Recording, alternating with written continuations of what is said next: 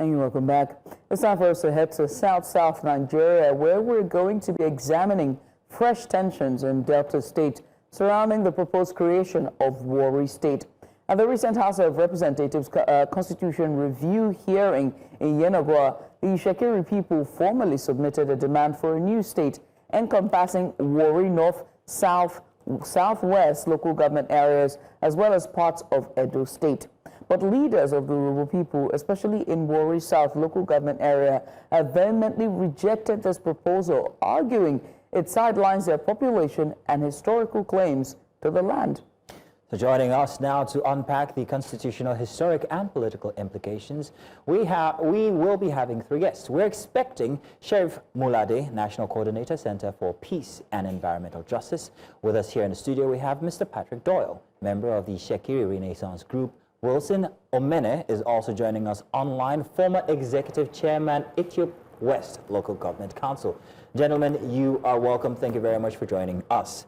Mr. Patrick Doyle, I'm going to be starting with you. Thank you very much for being live with us here in the studio, but I would like to get your reaction regarding the rejection by the Urhobo leaders of this Warri State that is being proposed. Why is a Warri State important in the first place?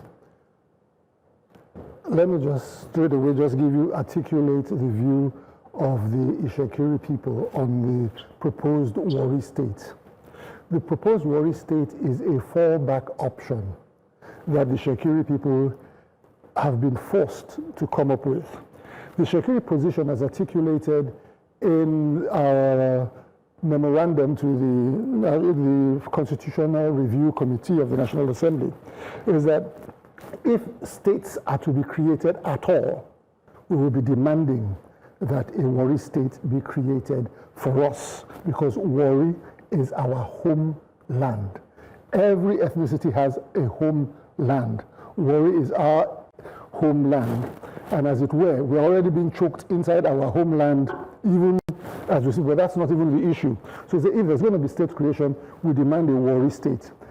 If adequate provisions are not made in the new constitution to protect the rights of minorities, especially micro-minorities, which the Itsekiri people appear to be within the political entity known as Delta State. So it is not, so nobody is gung-ho about creating a Warri State. We're more gung-ho about creating equity where we are right now. All right. Mr. Wilson, I want to come to you and ask you about Urhobo's. You represent the Urhobo's interests in that area, and you were also part of government for Delta State. The Urhobo delegation has called backing or supported the Ethiop State as well. Ethiop State instead. What makes Ethiop State a stronger or more legitimate proposal, and why reject Warri State? Well, let me thank you for inviting me to this program. I would have loved my younger brother, Chief Victor Kumagba, to be with us.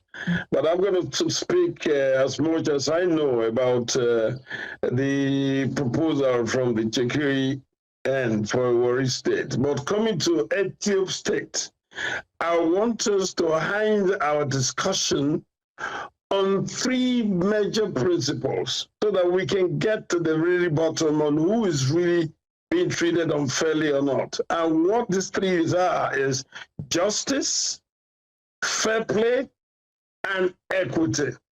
All our discussions, if we can center it around these three parameters, then we'll get somewhere.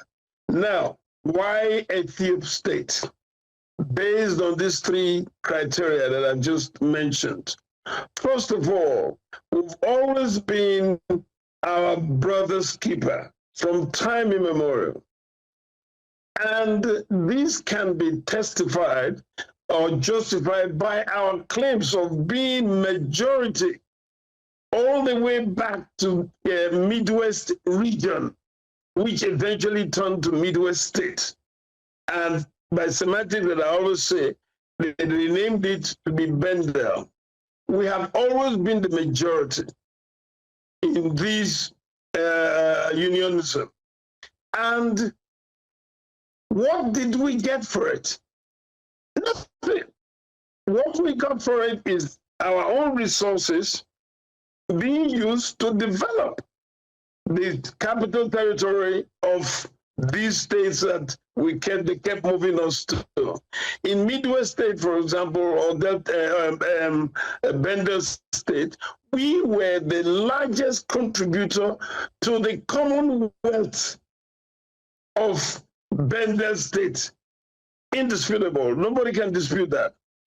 And in spite of that, we have nothing to show for it in terms of development. Look at the Benin City today. Benin City was developed majorly with our money from Urhobo land because we were the major contributor to the Commonwealth of Bender State. But no regrets, let me tell you. Why no regrets? Because we have common affiliation with the Edo people. And we, like I earlier said, we are poised to maintaining that brotherhood relationship with our neighbors. And they moved us again from Bender State to the current Delta State. And of course, we still remain the majority. Not majority in terms of population alone or land space, but majority in terms of what we bring to the table that you call Commonwealth. We are the largest producer of oil and gas in this state. The records are there. So I'm not going to tell you, oh, we don't have others don't produce, but we are the largest producer of oil and gas. And let me tell you, all the oil and gas that is from Urhobo land are being channeled to the sea.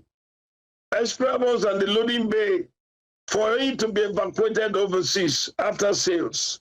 So we are not in the picture at all of what happens in there. But the goods are removed from outside and taken to the loading bay in the Itsekiri land and the environment. And these are the people who feel that they are supposed to control what leaves our land through them. But we are not even objecting to that. We've never objected because we are peace-loving people. We've never carried guns one day to say we're going to protest. I'm talking about equity, I repeat it, justice and fair play. Now, we as Urhobos, having been able to be pushed again over to Delta State and still contributing immensely, we are there again using our money to develop Asaba environment, that Delta North to be specific. You go to Asaba today, before Asaba became capital, you know, you see a piece of land there, you can pick it up for just nothing.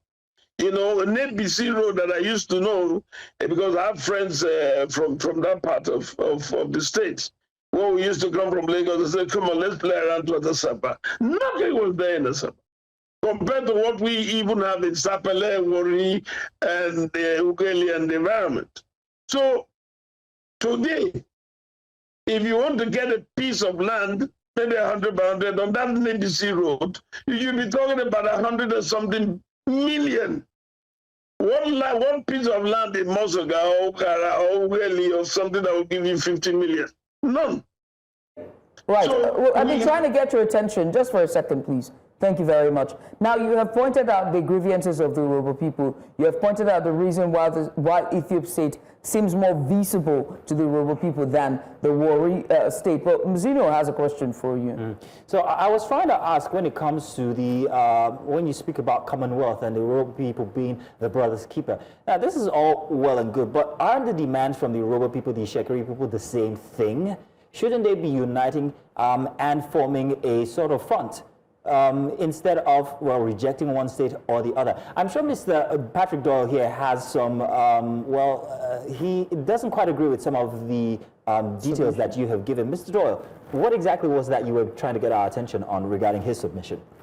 Some things are empirical truths that do not even, arguing about it at this point in time would make us look like we're market women. The truth of the matter is that 33% of all oil and gas that Nigeria produces is in Warri territory. the Itsekiri homeland. That is an empirical fact. Or because, let's face it, all this talk about Warri State, we don't even need, we shouldn't have been talking about it, if not for the fact that some people want to appropriate our homeland. If that wasn't the case, for instance, we're talking about the majority. You're the majority in Ethiopia, you're the majority in Uweli, you're the majority, you understand? But in Warri, you are not the majority in the Warri federal constituencies. Urhobo only occupy one of 3 constituencies that make up the Warri federal constituency, Warri South. And that is in Warri Urban, that's Warri City. And it is a small portion of Warri City. You cannot be.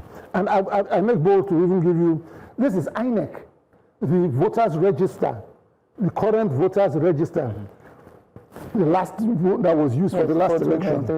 It says here, Warri South, where we have a small population of Urhobo people. How do I say it? The impression you get is because all the other adjoining territories in Warri Urban are Urhobo, and they are joined. And just like in Lagos now, Lagos has joined up with Ota. Lagos has joined up with Mowe. You understand? That's Ogun State. Yes. In Alagbado, there is Alagbado Lagos, there's Alagbado Ogun. It's much the same way that in Warri, in the urban areas of Warri, there are areas that are Uwe, local government, inside the cosmopolitan area known as Warri, just as you have the same thing happening in Lagos and Ogun State. Right. So, they are lumping the population of the Urhobo hinterland that is outside of the geographical expression called Warri Federal Constituency, which is 1,520 square miles. That is Itsekiri territory. Warri Urban being a small part of this 1,520 square meters. So inside Warri, there's a small area there that is occupied by Urhobo people. Right. And this is, I'll give it to you now, straight, so that we're not left in any doubt as to the Itsekiris, as of the voters register. In Warri South local government, 88,309. Urhobo, 38,000. The mixed demography, that means every other person, Ijo, Igbo, Hausa, Edo, is so-called good people. Is 51,517. That's every other person. Lumps together. So and this is empirical. It's not storytelling. Right. So, but the gentleman who we're speaking with is from Ethiopia. He has no business with the Warri, where his local government is situated in what's called Delta Central. Warri is in Delta South. Okay. Now, Mr. Doyle and Mr. Omene, I'm wondering exactly why the definition of these territories are very important when it comes to the concept we're trying to build here regarding whether a Warri state or an Ethiop state. Is it the production or... I support an Ethiop state.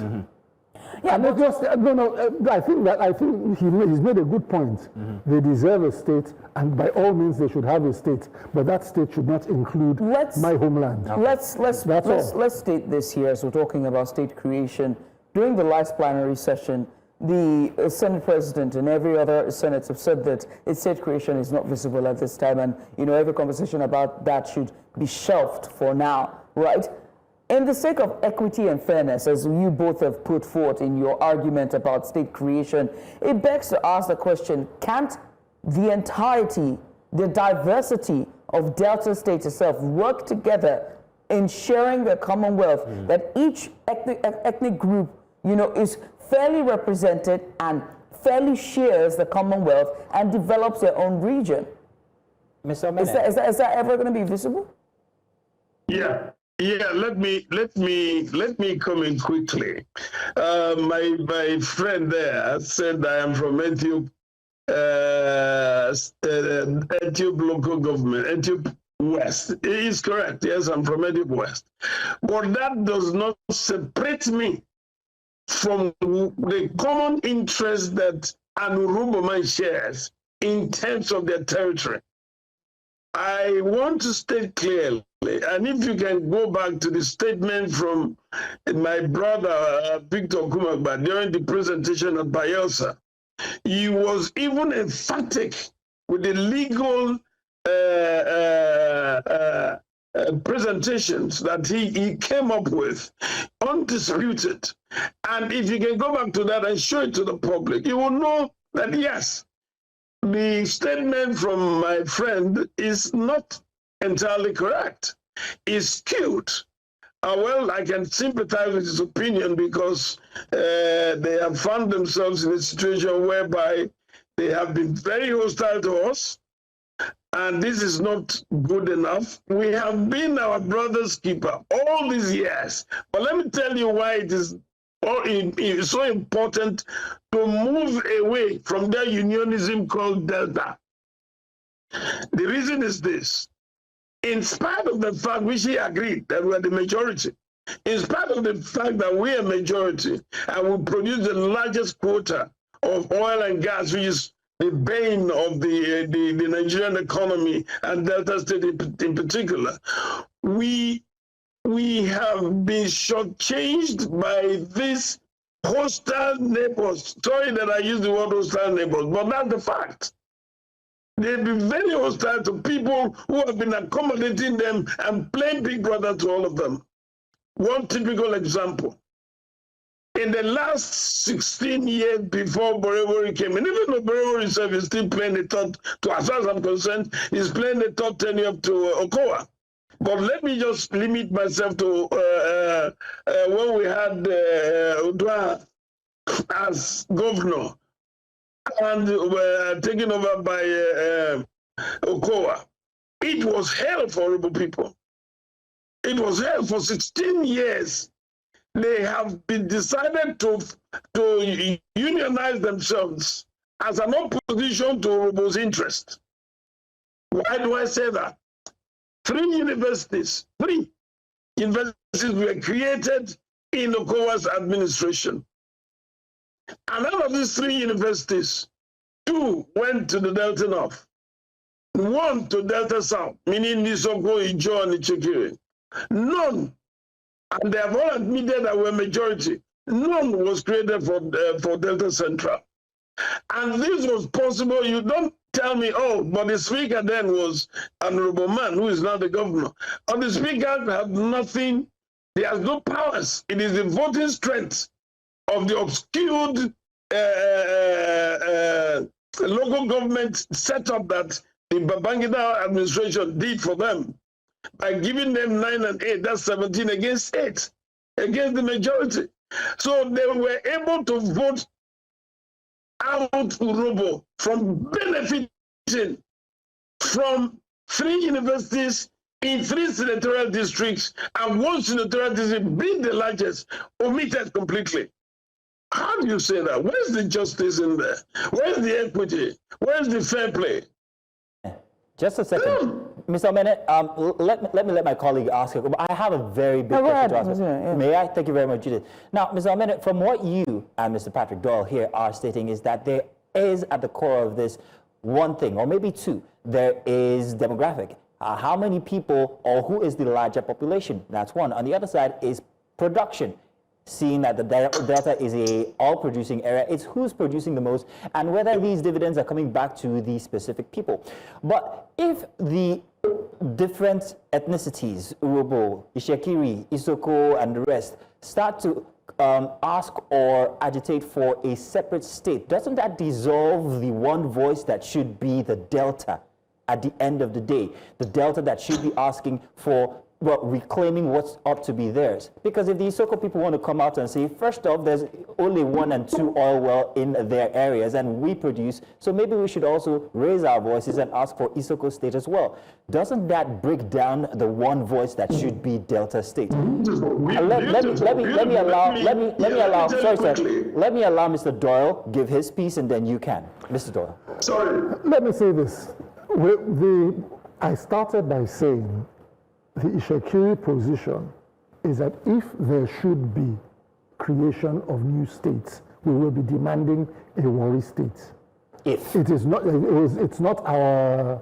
It's not our top priority. Our priority is the protection of micro-minority rights within what Delta State. But he's painted Itsekiri No, but I've given you facts. For the submission, he's giving you. He said that that although they are the largest number, they have the somewhat signed line, and the Commonwealth. He's painted all of that. Notice so that it doesn't feel like Itsekiri he has been speaking about Delta Central, Delta South. The senatorial zone known as Delta South, that zone comprises of the Itsekiri homeland, the Isoko homeland within Delta State, and the Ijaw homeland within Delta State. The Isokos have 3 local governments. The Ijaws have 3 local governments, Burutu, Bomadi, and what have you. The Itsekiris have 3 local governments within that Delta South. You get it? And these places are homelands of people. The Isoko have a homeland, the Ijaw people have a homeland. The Ijaw people spill over, a few of them spill over into Warri South-West and Warri North local governments, a minority of them. The Isoko homeland has a homeland. A few Urhobo people are within your homeland. But why he is now appropriating, and the reason why, because we are contiguous with a Delta Central local government, local government. Because we are contiguous with them, he has now brought the entire Urhobo population into the mix, into the Warri urban, as if, because they are not, because clearly you can see, I've given you the... So Mr. Doyle, yours is on the possibility that if there is, then there should we demand. Otherwise, no, because let's face it, Warri Kingdom has existed since 1490.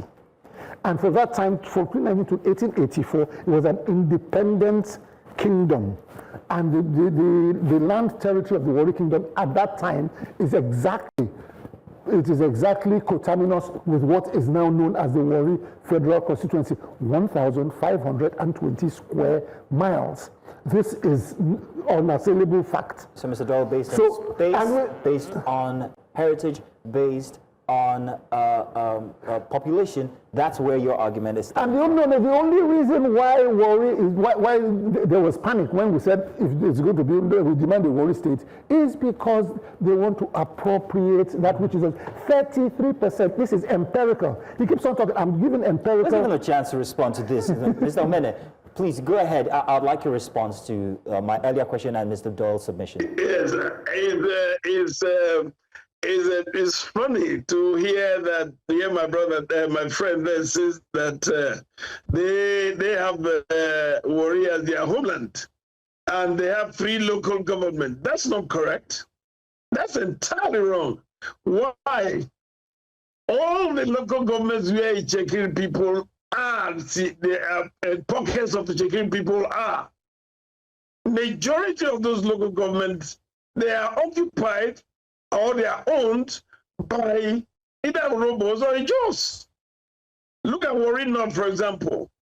In the latest development that is due to the Supreme Court judgment and the delineation, the current delineation by INEC, you will find out that they have reversed all of them because in those days when you can come up with Sokoto votes. You just Warri North, the Cocoa have come up with so many millions and millions of votes. Now that you have to go through the beavers, you find out that they don't even have 100 of what used to come from there that we used to refer to as Sokoto vote anymore. And the delineation has exposed them completely that they have no space. If you look at their history, you will find out that they have a place called Itsekiri. That is their homeland. But unfortunately, they need space. They need space. All right, Mr. Wilson, do you know why?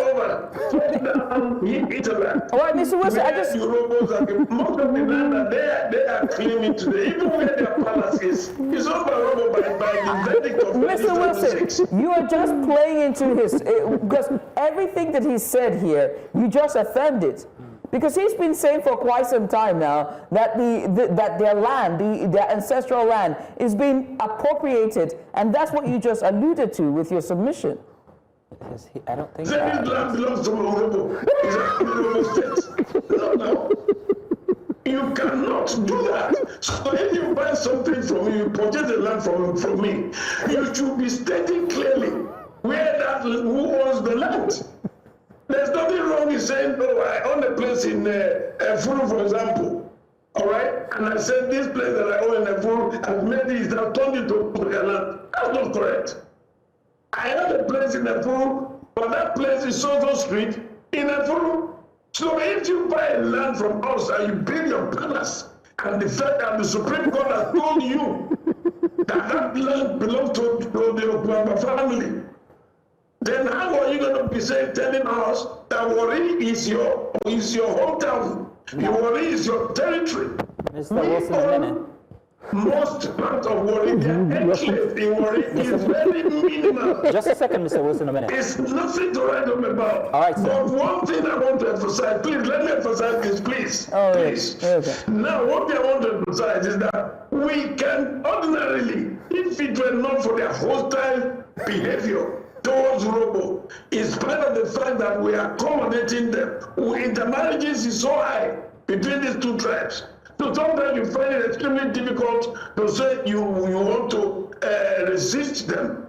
You know, you have to keep them because we have our sons and daughters from their women. And the same thing too, they take our women too as wives. So this intermarriage thing has made us Urrobo to constantly bring them close. You bring an Itsekiri man close to your land, he will collect it from you the next few minutes if you're not being careful. All right, now, Mr. Omene. Because that is there. Thank you very much, Mr. Omene. I'm from Delta State, Mr. Omene. I am Isoko. And Mr. Omene, I hope you can hear what I'm saying. Now, I'm from Delta State and I am Isoko, and I am very aware of the grievances of the Isoko people. My hope is that every single ethnic group inside of Delta State comes together and actually has one voice. This one voice will help us repatriate all the sums that we feel are being lost to other states. And I'm thinking here, if we are agitating for separate states, for separate ethnicities, then doesn't that erode that one voice that we ought to have as Delta State? That is my submission as a Deltan. And I'm hoping that you, Mr. Patrick Doyle here, Please, also, I need to say something. Mr. Doyle has a submission. Let's let him speak. We'll come to you. We'll come to you, Mr. Omene. Let Mr. Patrick Doyle give his submission here. For the purposes of clarity, the palace of the Olu of Warri is in Warri. The Olu of Warri is the overlord of the Warri homeland. The place he's talking about is called Okumagba. There was a court case indeed, and that court case granted them customary right of occupancy. You've been a tenant here for so long, you cannot be removed from here. So they do not have radical title. Radical title means the real owners of a place. The radical title of the entire Warri urban and all the other Warri South-West and Warri North. All of that radical title belongs to the crown. So yes, you understand. So but it's called. They don't have radical title. They have what you have the customary right of occupancy, and that is what he's.